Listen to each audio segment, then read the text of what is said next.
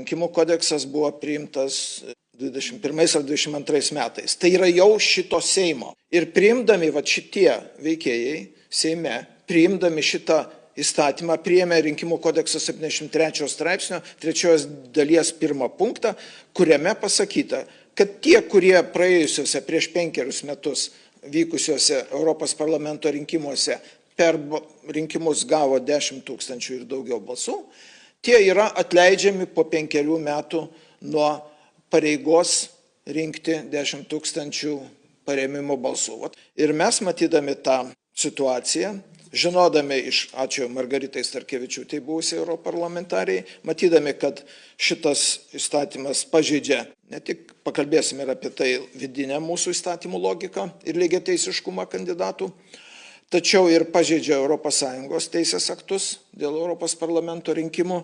Mes paskutinę minutę, paskutinę dieną Lietuvos liaudies partijos sąrašu, kaip politinės kampanijos dalyvio, įstojame šitą rinkimų kampaniją, kad pasiekti lygiateisiškumo.